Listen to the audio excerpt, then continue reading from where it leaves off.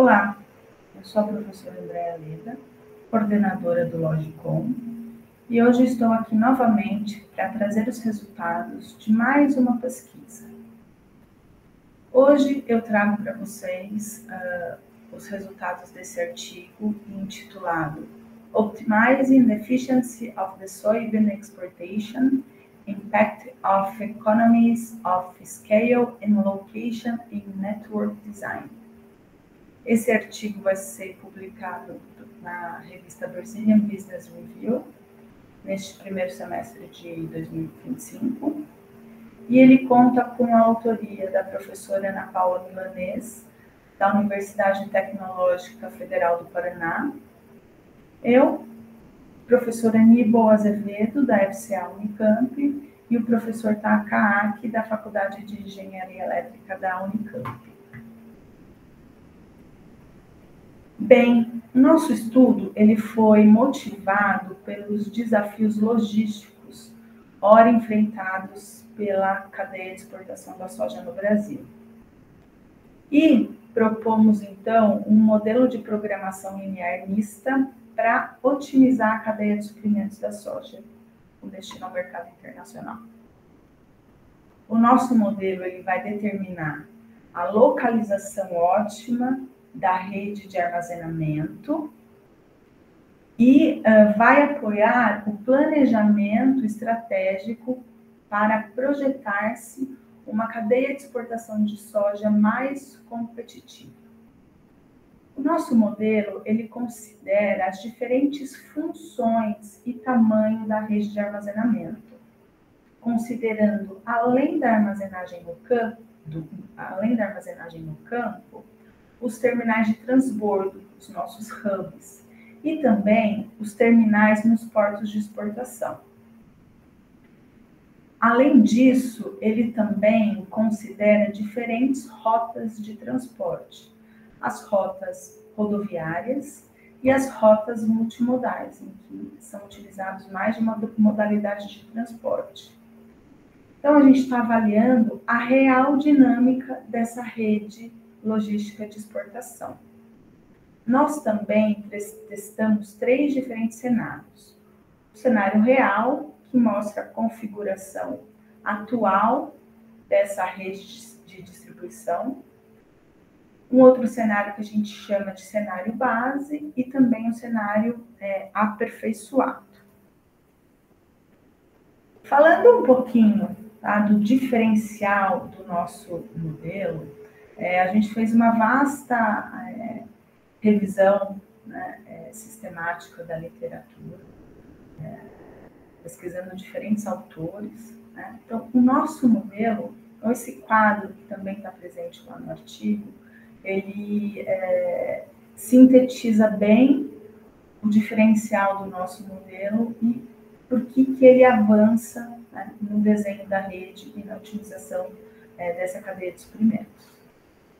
Nosso estudo é focado para soja exportação, mas esse modelo ele pode ser aplicado para qualquer outro produto agroindustrial, que tem essa dinâmica aí com a rede armazenadora. Bom, então, primeiro, em termos de localização, o nosso modelo ele trabalha com múltiplas camadas. E por que isso é importante? Porque eu consigo, então, discretizar o que é um armazém na zona rural, o que é uma unidade de transbordo, que também é um armazém, mas ele tem uma outra função, que é subsidiar, então, essa rede de transporte, e também a armazenagem portuária, que é um elemento importante da eficiência dessas cadeias, dessa cadeia voltada para a exportação. Em termos de design de rede,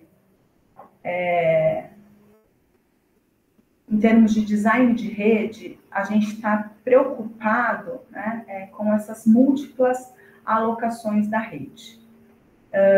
O nosso modelo ele considera a possibilidade de expansão, então isso a gente avalia nos diferentes cenários, uma expansão da rede portuária, por exemplo, ou considerar a expansão no campo, então a gente pode considerar a expansão nesses diferentes nessas diferentes unidades armazenadoras. A gente também faz o controle da gestão do estoque, né? Então a gente está preocupada com o número de unidades, da abertura ou não de novas unidades armazenadoras e com qual capacidade. Então isso vai ficar um pouquinho mais claro quando eu for mostrar os cenários e um pouco mais das nossas variáveis, né? Nenhum artigo considerou esses diferentes níveis, né, de estoque que podem ser abertos. Então, isso mostra ainda mais o quanto o nosso modelo se aproxima da realidade. Tá? Então, eu destaquei aqui alguns elementos importantes do nosso modelo. Agora, em termos de recorte, tá? A gente trabalhou com o estado do Mato Grosso, que é o principal estado produtor e exportador de soja do Brasil. Nós trabalhamos com as 22 mesorregiões, classificadas pelo IBGE do Mato Grosso, porque a gente estava preocupado em avaliar essa dinâmica interna, né? E também essa dinâmica para o mercado internacional, né? Como é que as rotas, como é que o abastecimento acontece, né? A gente sabe que também tem um setor industrial de processamento da soja, né? Então a gente tem uma capacidade instalada de processamento significativa no Mato Grosso, então a gente também estava avaliando o que está disponível para exportação, né? Então, além de abastecer esse mercado externo, a gente está avaliando o que está disponível para ser exportado. Então, esse aqui são as nossas regiões, né? No mapa, eu destaco as principais rotas, no texto fica mais claro a descrição dessas rotas, né? A gente trabalha com as rotas rodoviárias direto e também com as rotas multimodais, em que a soja vai para um terminal de transbordo ferroviário, hidroviário, segue por ferrovia ou hidrovia até os portos de exportação, tá? Então, aqui do lado direito, a gente mostra um pouquinho, tem um fluxograma aqui que a gente tenta mostrar essa dinâmica, né, das regiões produtoras, os pontos de transporte e também o nosso modelo não para no porto. A gente avalia também quais portos são mais eficientes para determinados mercados consumidores, né? Então, a gente trabalha com a União Europeia, o mercado asiático e América Norte Central. Então, a gente agrupou nesses 3 grandes grupos, tá? Com portos, claro, de referência nessas regiões. Aqui eu também destaco, tá? A característica das rotas, aonde é o ponto de transbordo e qual que é o porto de exportação, né? Então, a gente trabalhou com os portos do Arco Norte, Paranaguá, Santos, São Francisco, Vitória, né? Então, os principais caminhos, né? As principais saídas da soja brasileira. Como eu mencionei, a gente trabalhou com 3 cenários, né? O cenário real, em que foi considerado, né, que não há consolidação dentro do Estado, não há investimentos em infraestrutura e baixa eficiência dos hubs, ou seja, a gente pega o cenário presente, né? Aí depois a gente passa para o cenário base, né, em que a gente, então, considera as economias de escala na abertura de um armazém, de uma unidade de transbordo, de um hub, ou expansão de um hub, né? E a gente considerou, nesse cenário, porque como Santos é o principal porto de exportação sozinho, a gente sabe hoje que os portos do Arco Norte juntos, né, são a segunda saída da soja brasileira, mas Santos sozinho é o principal porto. Então, nesse cenário, a gente isolou o Porto de Santos, né? Então, todos os outros portos poderiam expandir a sua capacidade, né, de armazenagem, com exceção de Santos. E aí o cenário aperfeiçoado, em que a gente assumiu todas as melhorias de hub, né, nas unidades armazenadoras, e os diferentes níveis de capacidade, né, capacidade 1, 2 e 3, de expansão, que foi considerado já no cenário base, e também, né, toda a capacidade disponível de expansão também para todos os portos, inclusive o Porto de Santos. Né? Então, a gente fez, então, um cenário realista, um cenário base, isolando Santos para ver como é que era o comportamento da dinâmica da cadeia, e depois todas as considerações, inclusive Santos. Então, eu já vou falar aqui dos nossos principais resultados, tá? O artigo, ele traz muitas discussões, mas o que eu vou tentar passar para vocês aqui são os resultados principais, tá? Só resgatando, então, o que a gente queria, né, com esse modelo, né? A gente queria estabelecer as localizações ótimas de unidades armazenadoras, hubs, no estado do Mato Grosso. Então, a gente também queria determinar a capacidade necessária para cada hub dentro desse conjunto. Né? Então, mais do que a localização ótima, era que nível de capacidade eu preciso abrir esse hub, esse armazém. Né? Então, isso a gente também trabalhou com qual é o investimento necessário para a construção e expansão dessas unidades. Tá? Além disso, a gente avaliou a viabilidade das rotas de transporte. Então, a gente sabe